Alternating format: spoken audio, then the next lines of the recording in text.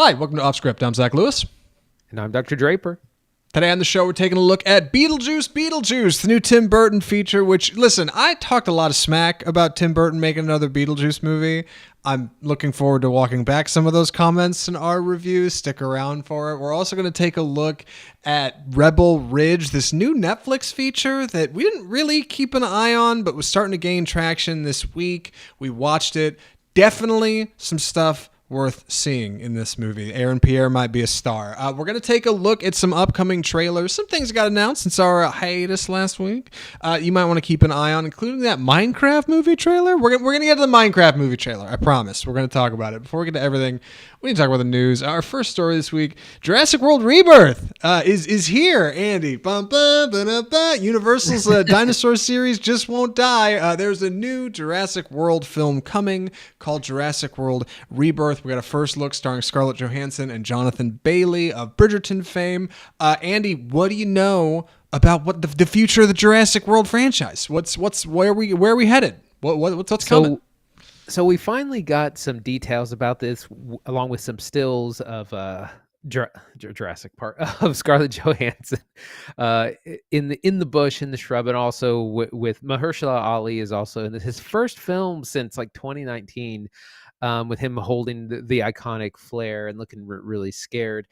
So this is continuing the Jurassic Park / Jurassic World story. This is going to take place 5 years after the previous film.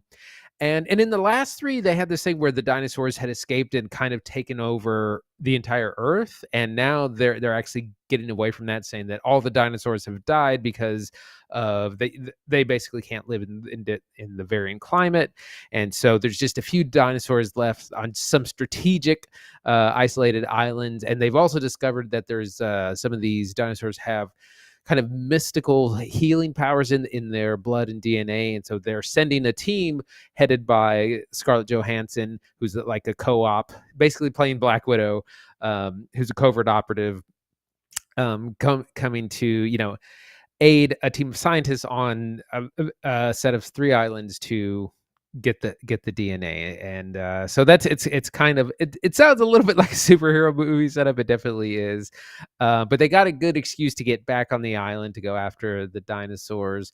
Gareth Edwards is directing this, who of course most recently did The Creator, which we did enjoy part of. Visually that film looked really good, and this is supposed to come out next summer 2025. So that's what we know so far. Definitely some talent behind this one. ScarJo was a big get. Obviously, Jonathan Bailey out of Bridgerton, Mahershala Ali back on screen. Looking forward to what he's doing, especially since he's not busy shooting Disney's Blade. And Gareth Edwards, director of The Creator and Rogue One, stepping in to pick up the Jurassic World franchise is going to be good stuff, because Gareth Edwards is very good at shooting sci-fi, and he's very good at shooting scale, especially in the jungle. Like, he kind of seems to be the perfect hit for this. I think, if anything, since Universal posted about this on the 29th, people have been quick to point out that this is just simply another Jurassic World film. I don't know if people expected like a leap like Jurassic Park to Jurassic World and then Jurassic World to Jurassic Earth, or I don't know, something more, than just what feels like Jurassic World 4. I think that leap originally from Jurassic Park to Jurassic World felt big as far as the movies are going, and showed that there was a big creative difference between these kind of sets of trilogies. This, for what it's worth, seems like it's going to be something new. I like that they're going back to an island, but also who's excited about Jurassic World 4? And you have been pointing out off mic, and I think this is a point worth making on the show, and I'm going to make it for you, because God forbid I just let you say your piece. They've got this funny run next summer. It's looking like it's going to be Jurassic World, and then Superman from DC, and then Fantastic Four, all right next to each other within like 3 weeks of one another. Like, somebody's going to suffer, right? Yeah, and it's not going to be Jurassic World, Jurassic Park. This franchise is, you can just bet on it. People love dinosaurs. They love the action. I think Gareth Edwards will bring a really interesting eye, and if they can get a little bit more meaty story. But kids love the dinosaurs. This movie is not going to suffer, and it comes out 4th of July weekend, 2025. It's going to be a huge hit. They have nothing to worry about. It will be interesting to see ScarJo kind of take the lead or be a lead in this, along with Mahershala Ali is also on on her team. So we'll see. I'm sure it's very similar setup to the original, where we have the interests of the scientists who want to create this healing drug. We have the pharmaceutical people who just want to make money off of it, and so it's very similar. It echoes the first one in a lot of ways. I'm sure it's going to be a lot of fun, and I'm sure it's going to make a ton of money. Yeah, I think this movie will do great. We will talk about it again when we get a full trailer and a later trailer park segment down the line. If you want to hear that, subscribe to Off Script, and we'll have that up when we get it. But for now, we got to move on to more news. Ridley Scott is getting his Napoleon director's cut, featuring 48 minutes of unseen footage. Napoleon, the director's cut, is now streaming on Apple TV Plus. This is kind of a big story for Ridley Scott. Obviously, the auteur is big on making his own projects, right? And he'd said when Napoleon came out that he had like a 4.5 hour cut of the movie that didn't make it to theaters, that he wanted to do something with it. It seems like despite the fact that Napoleon lost money, Apple is making good on that, and they're giving them the opportunity to have a director's cut. Is this an exciting feature for a streamer to be premiering for future directors, or what do you think? Are they just giving him his flowers? Like, what are we doing here? And more importantly, who's watching Napoleon the director's cut? Napoleon heads rejoice for sure.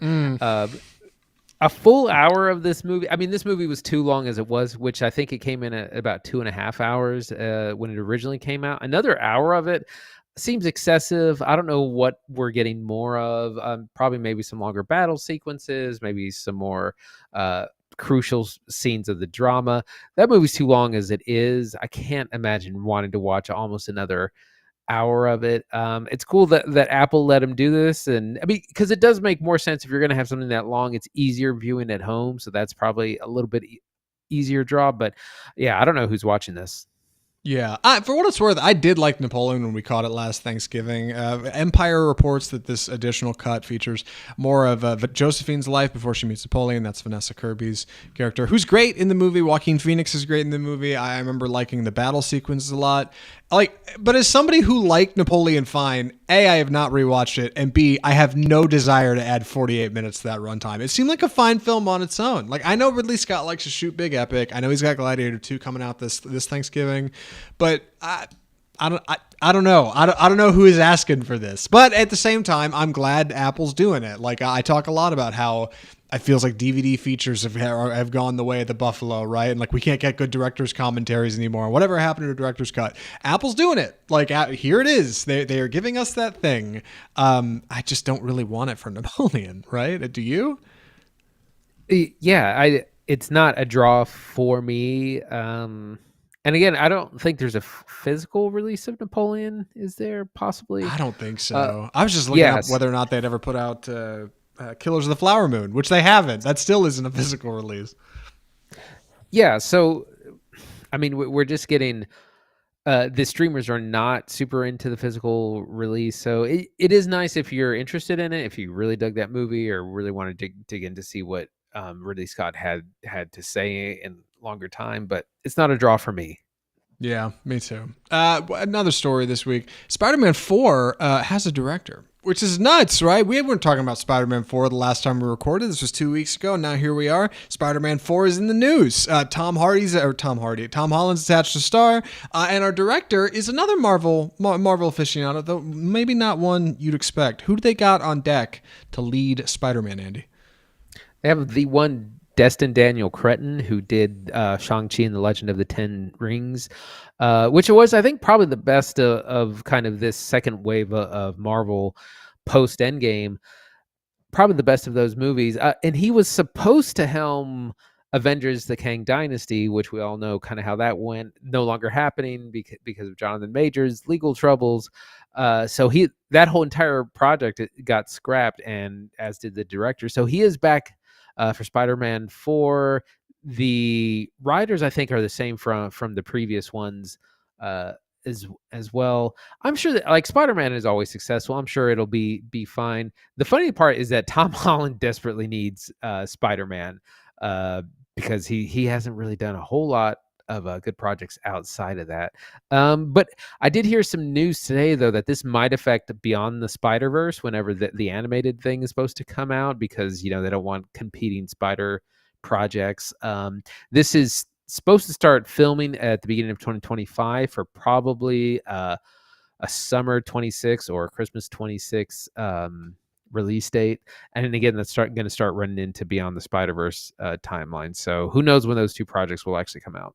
We actually had a story in the outline about Sony having some trouble with Spider-Verse, but that's kind of been knocked out of the air just today when we're recording by Chris Miller, one of the directors. Phil Lord and Chris Miller? Yeah, who said that, no, everything's fine with Spider-Verse. It's still on track to come out. But you're right. Like, Sony does have to juggle those two properties. How does that affect this movie, if at all? For what it's worth, I do think Destin Daniel Cretton's a good pick. Hilariously, I keep referring to him as the disgraced director of the former Avengers Kang Dynasty because it didn't happen. In no way his fault. As far as we know, he was good to shoot that film. And Shang-Chi was good. Yeah, it is one of the better of Marvel's kind of run of Marvel features during that time when it wasn't after Avengers. It was after Avengers, but before, like, I don't know, anything real big. Shang-Chi's fine. I think he's a good pick for it. Like, people have been posting fight scenes from that movie and saying, man, think how good this is going to look when Spider-Man's swinging around. Like, totally see that. As for Tom Holland, I'm hopeful for the kid. I am. Like, I really am. He can sing. He can dance. Oh, I think he can sing. He can dance. I know he's got that Fred Astaire biopic on the way that could be cool. Like, I don't know. Like, he's got the legs for it. But, man, this kid cannot seem to get a good project. Like, I don't know if it's his agent or what the deal is, but outside of Spider-Man, everything he's a part of just kind of wanes. Even that Romeo and Juliet theatrical he's been doing reportedly isn't that good. Like, oh, boy. You know, like, he's got to get... I don't know. He's got to get something. My man's got to get out from under Spider-Man. This can't be it for him. If you're nothing without the role of Spider-Man, you don't deserve it. Perfect. Should be the title of the episode. One more story this week. Beetlejuice Beetlejuice scares up a near record $111 million domestic opening. Not the scariest thing at the box office, actually, because Alien Romulus also setting records in 2024. Andy, what's going on at the ticket sales, ticket window? And it's a good September so far.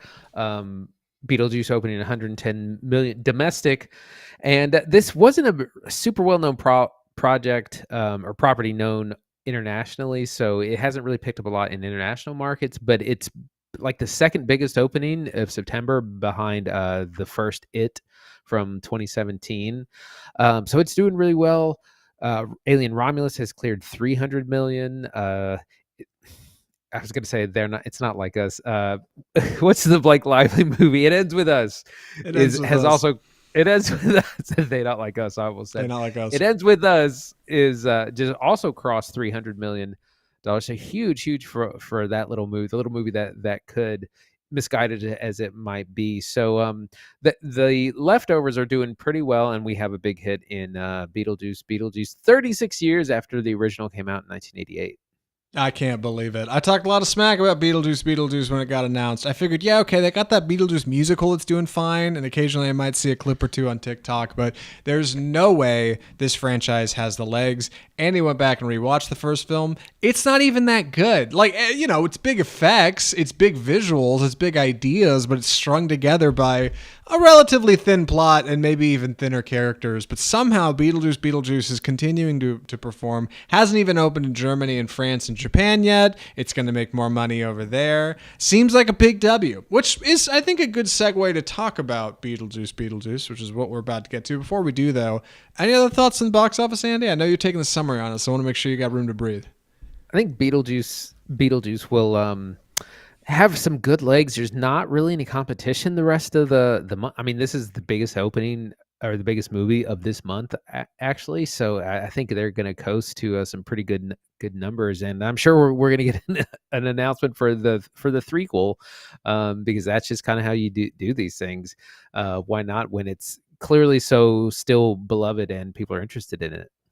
Yeah, Hollywood Reporter says it's going to have some staying power to see whether or not it gets a third one. But man, based on this first weekend, like it almost seems inevitable. Like there's more coming. Not to mention, not too bad of a Hollywood handout. They got that Jenna Ortega in there. All of this obviously is good setup to talk about the film proper. So with that, we should probably just move into it. Andy's gonna be taking the summary on this one. Andy, please take it away. Beetlejuice. So like I said earlier, this is the long-awaited sequel to the 19 1988, let me get that right, Yeah, Beetlejuice, which was originally directed by Tim Burton and starred a very young Winona Ryder, one of her early breakout roles, as well as Catherine O'Hara, who are all back in this new rendition. We find the Deetz family succumbing to tragedy at the beginning of the film. The grandfather, originally played by Jeffrey Jones, who's not in this film because of some legal troubles we're not going to get into on the show. His character has passed away. This brings the family together and back to the town of Winter Haven. We find the family a little dysfunctional.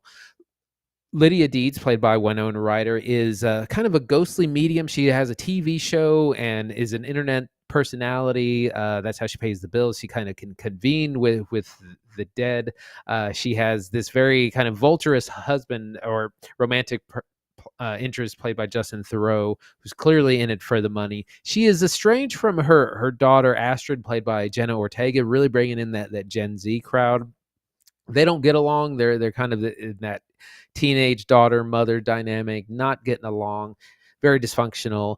And of course, Catherine O'Hara is the mother, is a delight. There's a lot going on plot wise, so I'm not going to try to get into it too much. I just want to kind of set up our dynamic. In the meantime, we also have the Afterlife, things going on there, where Beetlejuice himself, played of course by Michael Keaton, is just kind of there, but we see the revival of his long dead wife, played by Monica Bellucci, in this great Bride of Frankenstein kind of getup. And we also have some special guests like Willem Dafoe as an actor turned cop turned actor, who's on the case to try to solve all these things. There is a lot going on. There's a lot of plot lines, but this movie's all about vibes and joke. It's a joke a minute kind of thing. There's lots of laughs. There's a lot. It's highly entertaining. I definitely enjoyed it more than I thought I would, because I did not like the original. I watched it about a few months ago, very recently, and then thought, I guess it's a product of its time. But I actually really enjoyed this and I'm excited to get into it. Zach,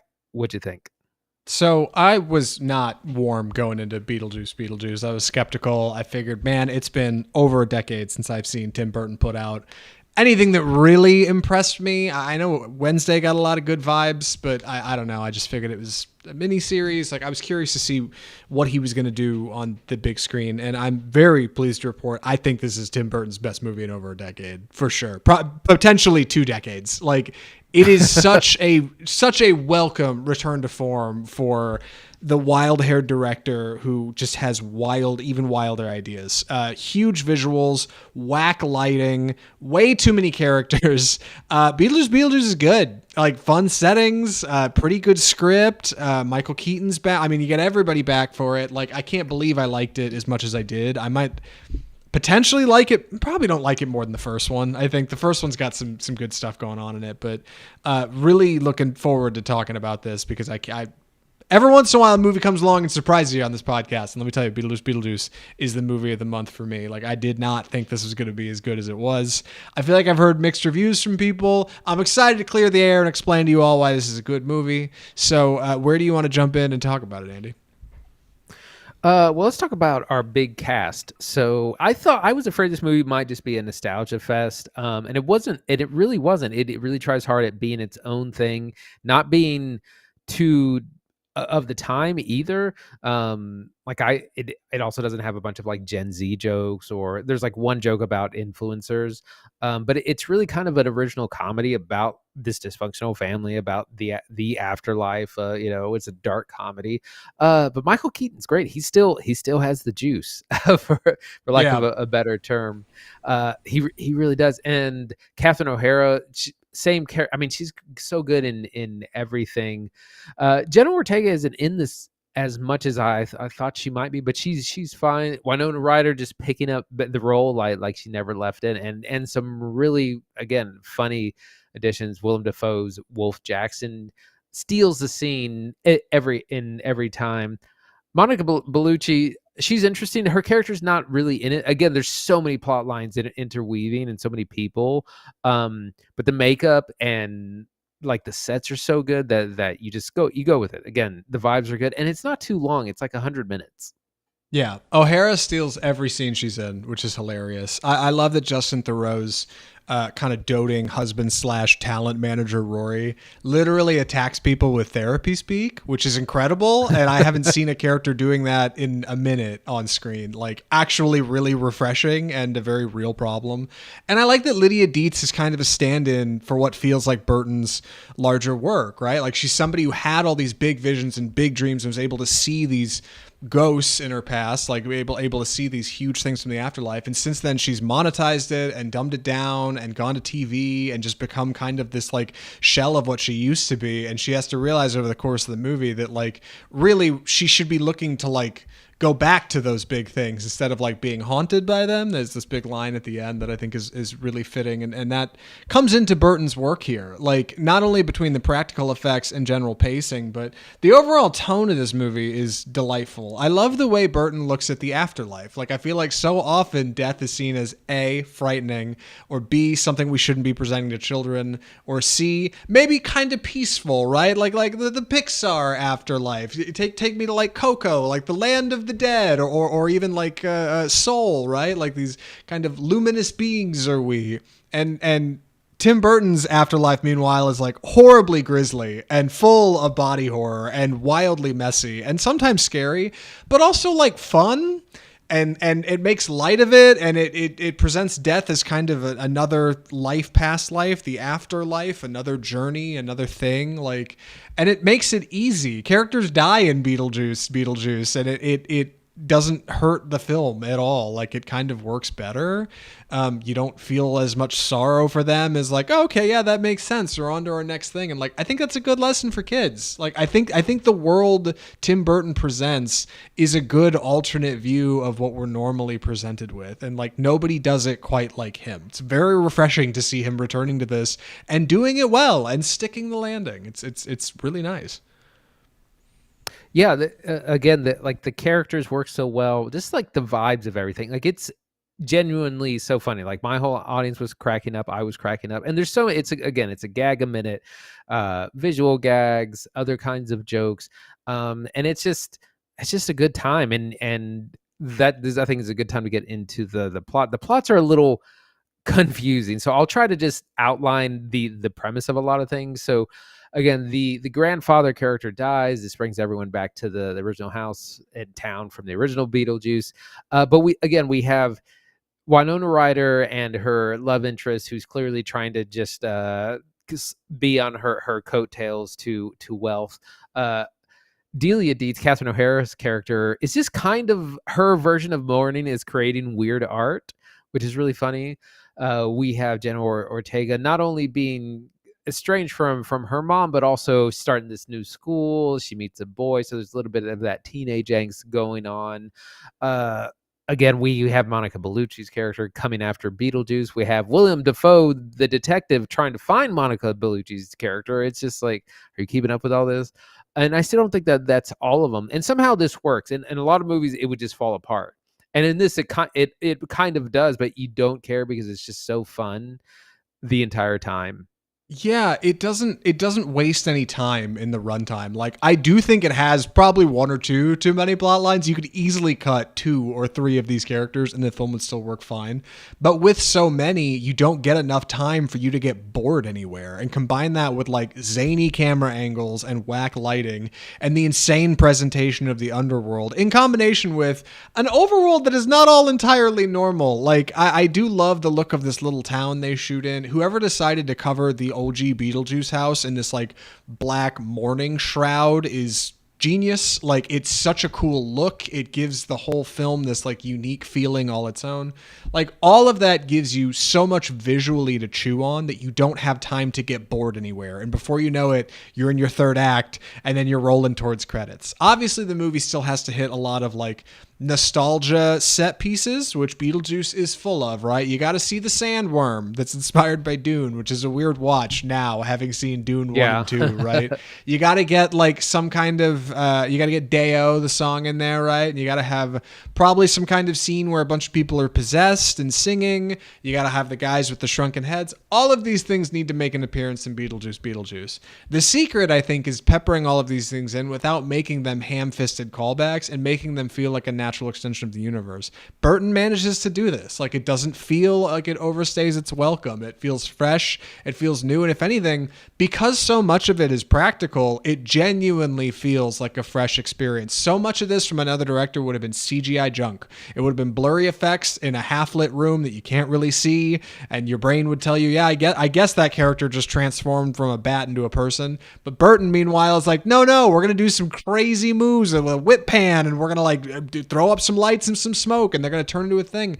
And it makes it feel different, and it makes it feel fun, and it makes it feel new, even though it is uniquely nostalgic. I'm really impressed. It was really a delight watching a lot of this stuff pop up on screen, and it's just like, it's a gag a minute, it's a bit a minute, it's an effect a minute. Like, I can't believe how fast they keep coming at you.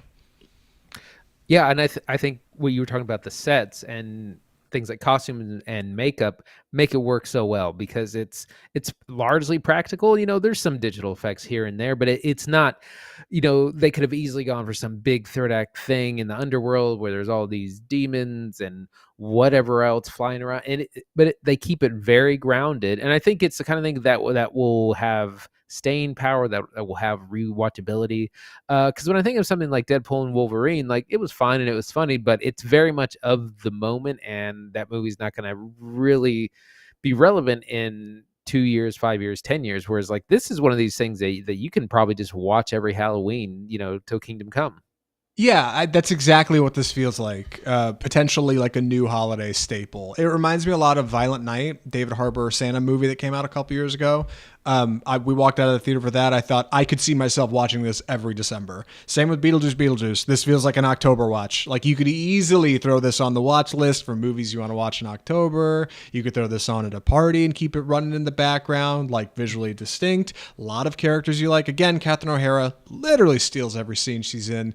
It's a great time. Like, I can't believe I'm saying it's a great time. And I tell you, man, I really did think Burton might be washed. I really thought after his Disney run, after bringing in the renaissance of Disney live action with his Alice in Wonderland films, and then he did Dumbo, which everybody said was a big miss. Like, I figured he was out. He wasn't doing this anymore. He'd gone the way of, like, Kevin Smith, right? He will not return to the View Askewniverse. It is what it is. And not only does he seem to be back, he may be back with a vengeance. If he produces another film like this next, I think we may be looking at almost like a George Miller style renaissance, right? Returning Burton to what made you great. Dude, bring it on. There's way too many people like Tim Burton. He pulls high with millennials, I'm told. That's what I've heard. So I think Burton, he might have something here. And again, I can't believe Keaton can keep it up at like how old is he? 76? It's a lot of voice work. Admittedly, it's not as much physical in this film, but he's only in 17 minutes of the movie. They explicitly kept him cut back, just like in the first film, because they wanted him to be almost like a Hannibal Lecter presence in the film. It can't be Beetlejuice for 110 minutes. It's got to be other characters. He's just there. He's an accessory to this whole thing. I'm really stunned at how well it works. It's not a perfect film. It may not make the top 10 list, but man, Beetlejuice is a fun ride. So with that, any other thoughts or recommendations?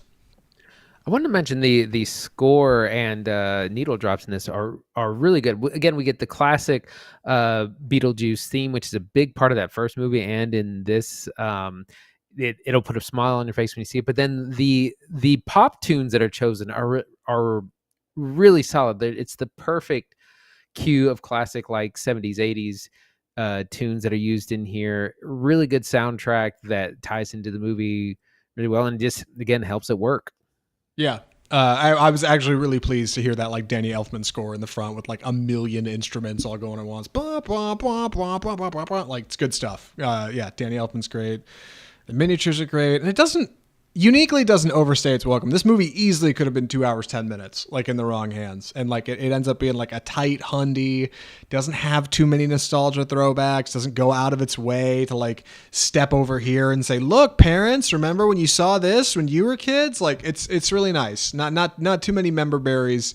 Genuinely seems to be focused on just telling an interesting story with the elements you've got here. And like, that's the best you can hope for a nostalgia sequel. So with that, Andy, would you recommend Beetlejuice?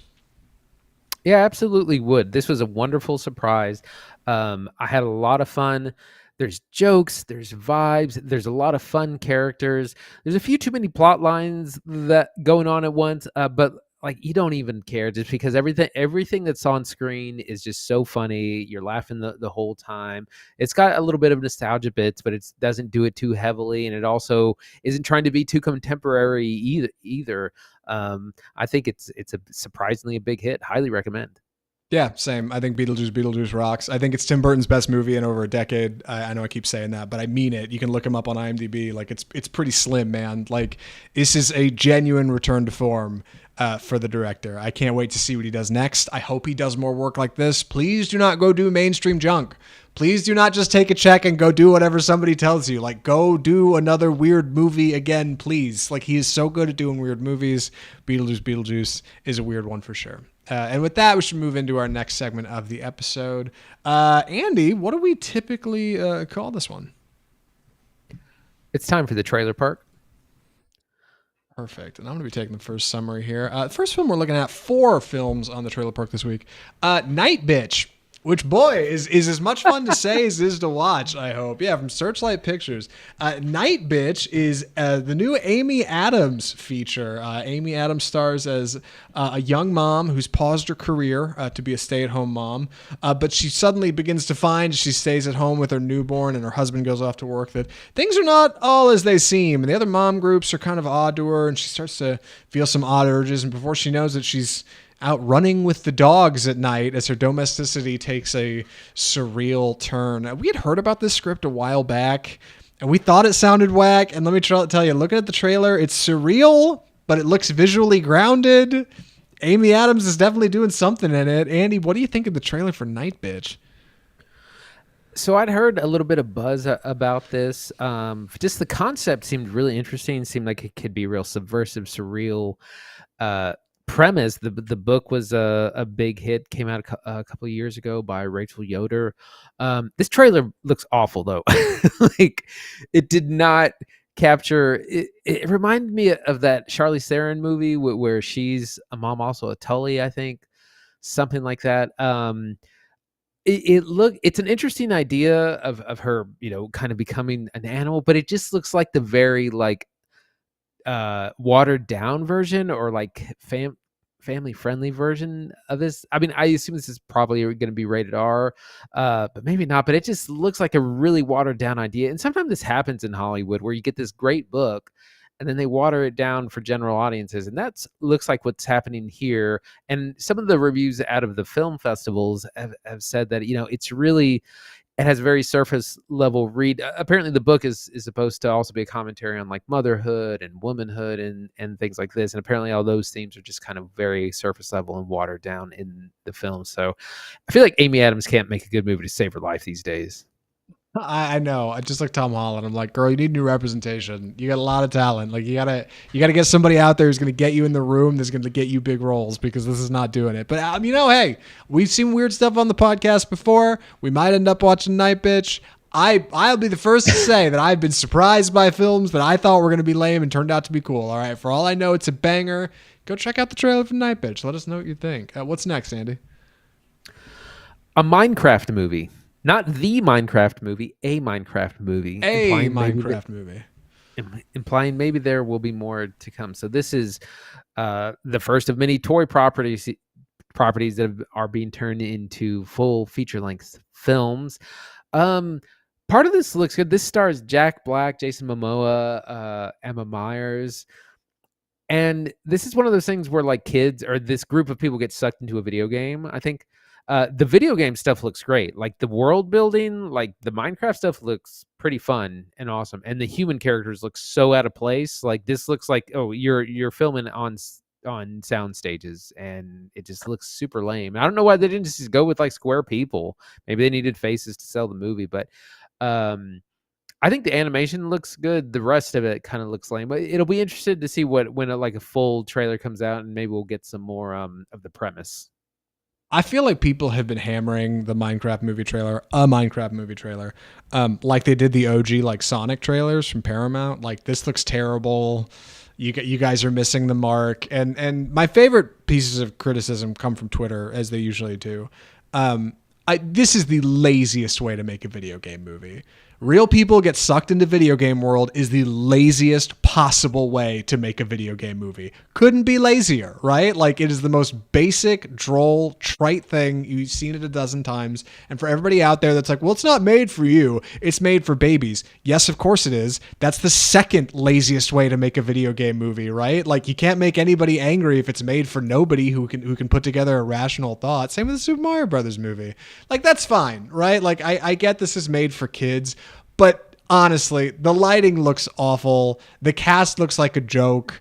Everyone's got frizzy hair for some reason, and Jack Black in no way is playing Steve from Minecraft. He's playing Jack Black, who looks like he's played Minecraft before and understands that he is Steve from the Mojang game Minecraft. Like, it just looks bad, dude. I think it looks really bad. I do think the effects look good. If the whole movie was that, I think you'd have maybe a stronger pace to run on. Boy, I hope they can iron this one out in editing before it comes out. That's what I think. Also, it'll make $1 billion. Let me be clear. While I say all of this, while I say this looks creatively bankrupt, this movie will make $1 billion. So, that's the Minecraft movie. What do you think, Andy? I think it will be successful. I don't know why you don't go with some sort of younger actors that because Minecraft is largely a kind of a kid's game.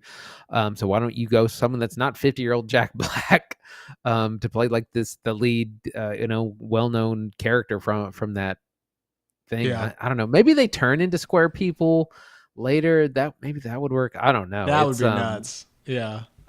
I'm sure it'll be fine because it's such a safe and well-known property, but man, it looks like movie for babies. Yeah, like I remember when Rob McElhenney from Sunny was attached to direct this, and it had like $150 million budget, and they were like putting together all it, and now it's like just trudging out, and everybody thinks it looks meek, and it's like, okay, yeah, here's the Minecraft movie a decade too late. Anyway, another trailer we got to talk about this week, Wolfman. This is the new Leigh Whannell picture, everybody's favorite Jigsaw victim, following The Invisible Man, which he did with Blumhouse Pictures, to rip-roaring success, actually. Everybody liked that movie, including us. We covered it here on the podcast. Wolfman is the next in the Universal monster horror movie. We got a loose teaser trailer for it. And let me tell you, I don't know why Universal and Blumhouse decided to just put out like a teaser for this and then tell everybody exactly what happens in the whole movie. But if you don't want to know exactly what happens in this movie, don't read the YouTube description or really any IMDb description. I'll keep it tight for you. A family travels out to the woods to get away one weekend, and the father, played by Christopher Abbott, realizes there is something strange and dangerous out in those woods. His wife, Julia Garner, also figures out something's wrong, and their young daughter is there with them. The man gets attacked, and then when they hole up in the house for the evening, then this thing is outside. That's when they just begin to discover that maybe something is going on with the husband character, and things may not be all as they seem. The teaser is very Alien inspired. They do the same thing with the logo, where like little parts of the letters pop up over the whole screen before it fills out. And there's a bit of nature stuff in the open with like a wasp and a praying mantis fighting. So between that and Alien, I'm presuming Whannell's leaning big on the natural order of things, right? Evolution. That's kind of the lean, but maybe I'm overreading it. What do you think of the teaser for Wolfman? I really dug this. This looked really pretty scary, actually, because it's got that it's a little bit of a zombie thing where I guess Christopher Abbott's character gets bit by something and becomes said Wolfman, and it's a lot of that classic car stuff, chasing someone trying to get the car started. Julia Garner is going to be a great scream queen for this. Yeah, this looks like the terrifying kind of horror. And yeah, we enjoyed The Invisible Man. That was actually the last movie I saw before the pandemic. Before we went into lockdown. Oh yeah, everybody remembers their last. Yeah. I'm surprised it's taken this long to do a follow up though, because there was rumors that Blumhouse was supposed to, kind of create the dark universe that had been attempted before. So where we would have like The Invisible Man, The Wolf Man, Frankenstein, Bride of Frankenstein, like the whole team up. So I wonder if we'll see. The Invisible Man character played by, now I can't remember her name, the woman in that. Anyways, I know she's Peggy in Mad Men. She's great. I gotta look her up. Hold on. Elizabeth Moss. Elizabeth Moss. Yeah, she's great. Yeah. Love her. So I wonder if she'll show up in the Wolfman as well. One more for us. What do you got, Andy? This just came out today, The Apprentice, which is this biopic of Donald Trump, which has been very controversial. The Trump organization has actually been trying to stifle this movie and stop it from coming out. Like they tried to do a lawsuit and all this stuff. No studio wanted to touch this. Like no one wanted to put it out, but they were able to find a distributor, and the Trump campaign actually they backed off of the movie. It's going to be what it's going to be. This is coming out like a few weeks before the election, which is kind of crazy. But it's going to start. It stars Sebastian Stan as Donald Trump and Jeremy Strong as Roy Cohn, his kind of ruthless lawyer, teaching him the ropes in 1980s, 1990s America, New York, about how do you become a ruthless real estate mogul, you know? And the whole thing is like lie, deny everything. You want to win, you got to do everything. Like, is that kind of it's filmed in a very kind of like documentary style, almost like The Office kind of. Sebastian Stan gets the look right. He's not really going for a voice, which I don't know if that's a good or bad idea. Maybe we'll see. Well, I have to see, but I think I'm looking forward to this for sure. Yeah, I'm very much looking forward to this. I'm a big Succession fan, so functionally anything Jeremy Strong's in, I'll go see, sight unseen. He looks delightful as Roy Cohn, this like horrible, twisted man who doesn't trust anybody and will win at any cost, which is perfect for young Donald Trump, Sebastian Stan with the blonde hair, who isn't really doing a voice. I do think younger Trump didn't have too much of a voice back in the day. Like he was a bit meeker then, so I don't mind it too much. Also, Maria Bakalova as I'm assuming Ivana. one of his part. Yeah, it was Ivana. I was gonna say somebody in his life, right? Like seems like a W for me. Putting this out during election season seems nuts. I mean, shout out to who's producing it? Lionsgate. I don't know who actually got the deal to put this out, but like whoever did, boy, you guys are.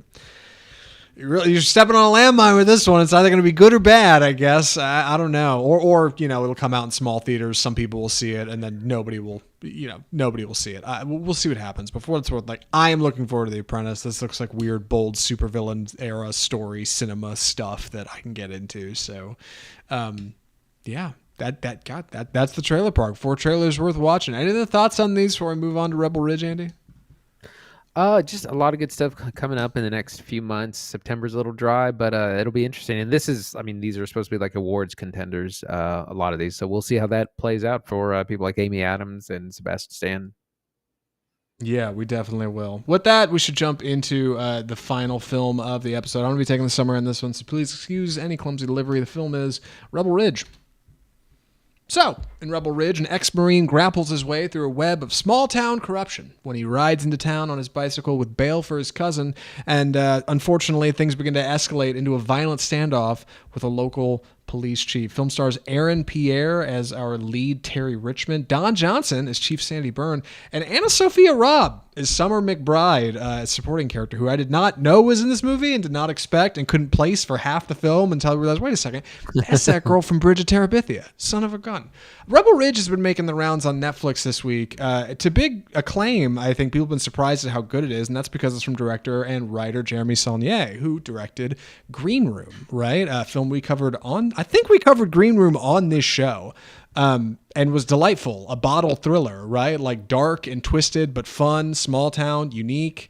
And now Rebel Ridge is his first film in a few years, and it's got a lot of that same energy, inspired by something like Rambo and First Blood. It is a unique story of two forces meeting against one another, using the judicial system as a bit of cannon fodder between the two of them. It's exciting, it's bloody, it's unique. Rebel Ridge is a surprisingly good time. Andy, what'd you think?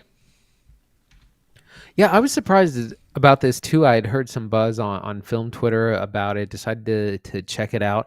It has a lot going for it. It's this kind of it has a little bit of like a Hallmark movie setup where you have this small town, there's corruption going on in the police force, and this ex-military guy is ends up crossing swords with them, taking on the corrupt police force. It's a story we've seen a ton of times.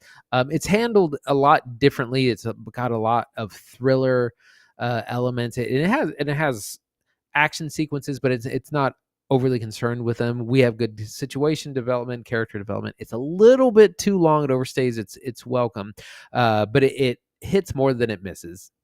Yeah, I was really impressed by Rebel Ridge. We were kind of looking for something else to watch in the pod, and we needed something to fill in, a streamer. And Andy mentioned it just about a week ago. Like, hey, this movie's been kind of been blowing up on Twitter, Rebel Ridge. Like, you want to check it out? And I said, oh yeah, I've heard about that. Yeah, we should watch that. I'm really pleased we did. Every once in a while, a streamer puts out a film that you don't really hear anything about that actually turns out to be really solid. This is one of those. Rebel Ridge is a good time, though. Admittedly, like Andy said, bit long in the middle. I didn't really expect, but an explosive opening act, which I'm looking forward to talking about. Terry, right, ex-Marine, rides into town on his motorcycle. Within the first couple minutes of the film, he is immediately apprehended by police and has his belongings taken from him, and he's arrested. It's a very, very quick start, much faster than First Blood, starring Stallone back in the day. These two cops are kind of up to no good and explain that we're keeping your cash because we think it might be in connection with drug paraphernalia. He's quite upset. He rides to the courthouse to try to get it sorted out. They tell him we can't really help you. He goes back to the police station. They kind of get into it. That's functionally your first act. It is very quick and very exciting, and it's got a lot of action and a lot of tension, and all of this is held down by Aaron Pierre, star of the film. We have seen him previously in one other film on this podcast, Old. He plays mid-sized sedan in Old, the M. Night Shyamalan feature. I can't believe it. I couldn't place him watching the movie, but let me tell you, Pierre is excellent in this movie. Instant star material. I've seen people talk about them casting him for what's his name? One of the Green Lanterns in that HBO show after seeing him in this movie. He's stern, he's serious. He manages to have this level of like bubbling rage under this controlled expression throughout nearly the entire film. He's physical when he needs to be. He can attack, he can defend, and most uniquely, he can hold a position of power while seeming and appearing to be relaxed, which tells the other people in the scene around him to also be relaxed. When he is holding up, let's say, a police station in the film, everybody seems to be cool and non-aggressive, even though he is very obviously the one in control. The film's tagline, "Their laws, his rules," uniquely applies to the characters of Rebel Ridge because Terry, played by Aaron Pierre, is stellar. Also plays opposite Don Johnson, who is the police chief, who we most recently saw in Knives Out. Don Johnson is a ton of fun as this kind of not so straight-laced police chief who might have a little something going on more than meets the eye that maybe people don't want to know about. He goes opposite Aaron Pierre perfectly. The two of them play off each other great. You get a supporting cast of characters, including AnnaSophia Robb, who's kind of a vulnerable mom who's stuck in a unique situation where she can't really decide what's best for her. And you end up having a pretty solid 2-hour movie. Admittedly, a little long at 2 hours, 11 minutes, but we'll talk about that. Yeah. So much of this works pretty well. Aaron Pierre, he has such great screen presence. He's got the ex-military physique. There's a lot of different kinds of combat that go on. There's gunplay, there's hand-to-hand combat, and he uses all his ex-military skills to get things done. But he's not just like, he doesn't just start blasting. He's not just there to start shooting people or beat people up. He's trying to talk his way through things, but his hand is forced in several things. And we discovered that there's corruption, but it's more complicated than it might appear on the surface. There might be a lot more going on. It gets a little convoluted plot-wise as far as Aaron Pierre's character.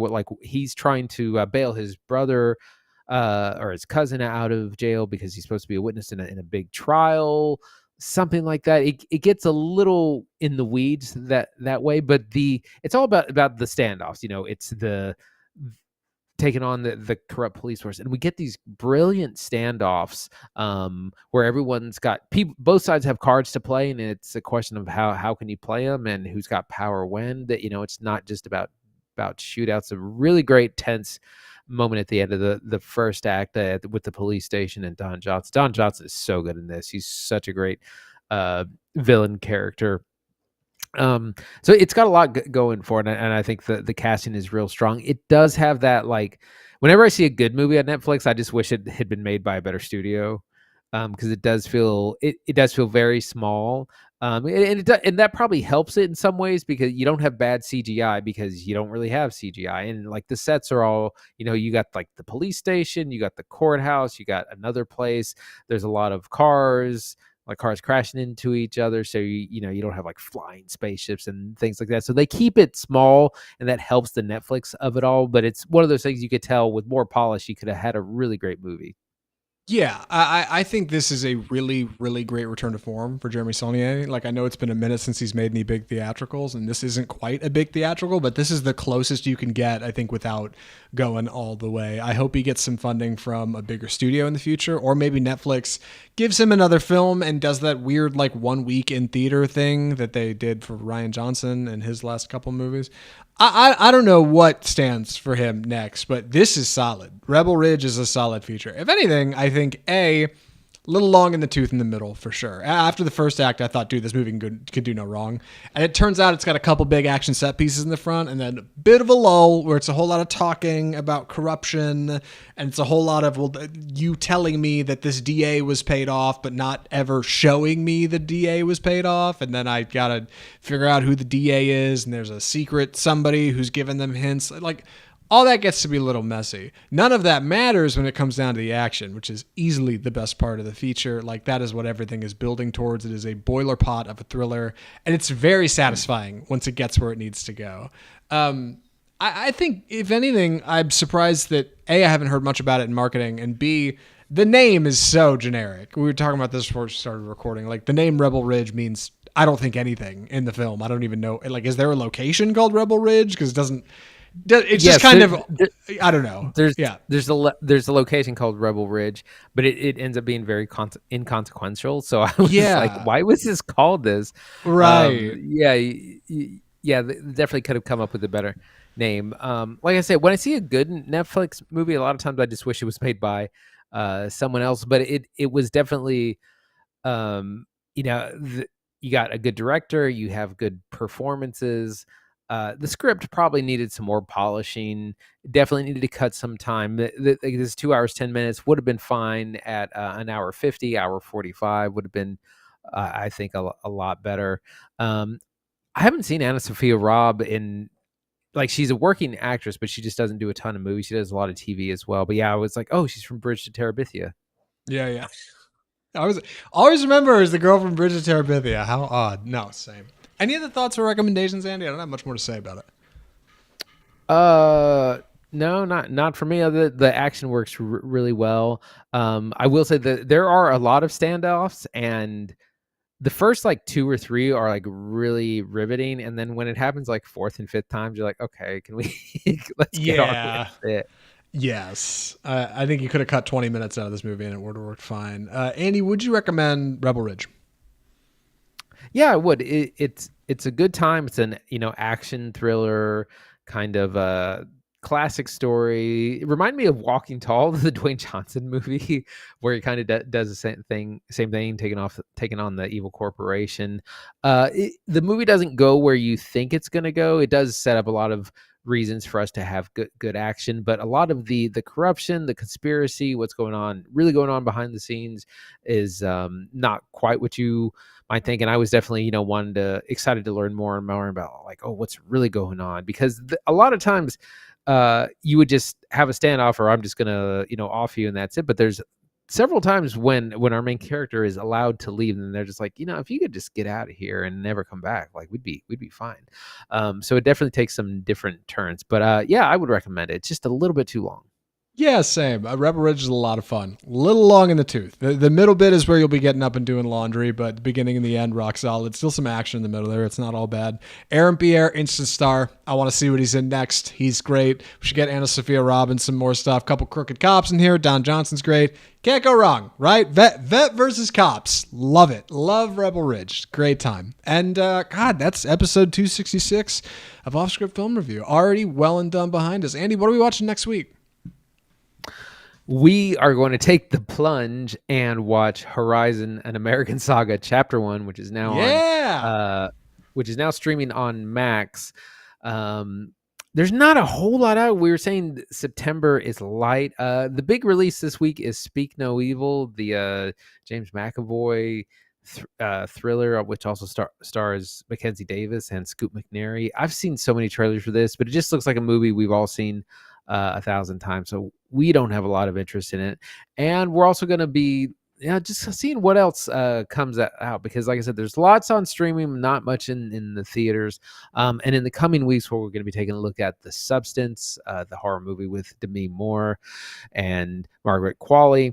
Transformers 1 is also coming out on September 20th. The animated film Wolves, the Brad Pitt, George Clooney Apple TV film, which I think is only going to be in theaters for about a week. So you're going to have to blink and catch that. And then, of course, at the end of the month, Megalopolis on September 27th. Love to see what that's all about. For next week, taking the plunge into 3 hours of Horizon and America's Saga Part 1. It's on HBO. We can watch it in parts. That's probably the best way to do it. I'm sure Andy and I will sit down and watch the whole thing in one sitting and without any interruptions, including bathroom breaks, obviously. But if you don't want to watch Horizon for 3 hours, but want to find out what we think about it, or maybe keep up with some other stuff we might be watching, we got Abigail over on Peacock. I know Night Swim is on Prime. Perfect Days is on Hulu. We got options. We got a backlog. We got stuff we're going to check out. It is TBA. All right, mystery movie next week. If you want to find out what we're doing, keep up with what's going on, or just keep up with your boys off script in general. Keep up with what's going on at the box office, what's happening at the movies. Best way to do that is to subscribe to the show on your favorite platform of choice, right? Whether you're an audio listener on iTunes, Spotify, Google Play, iHeartMedia. If you're over on YouTube checking out the video, if you're seeing our clips in YouTube Shorts or on Instagram, you can follow us in all those usual places. We're on Twitter, Facebook, and we got a TikTok page somewhere, I think. All the usual social media stuff, we're available there. You can find our website, offscriptfilmreview.com, and you can mail us correspondence directly at mail@offscriptfilmreview.com. Email us, let us know what you think of the movies, let us know what you think's going on, and if it's good stuff, we'll read your correspondence live on the air. Woo! I say live as if this is a live show and isn't pre-recorded. It is. If you're hearing this, it's pre-recorded. But we're excited you're here, and we're glad you listened, so thanks for hanging out with us. We'll be back next week with more. I think Wednesday next week, because I'm a little tied down Tuesday. So Wednesday the 18th, Off-Script episode 267, Horizon coming hot to you. And that's episode 266 of Off-Script Film Review. From all of us at Off-Script, the home of bold cinema, I'm Zach Lewis. And I'm Dr. Draper. Thanks for watching.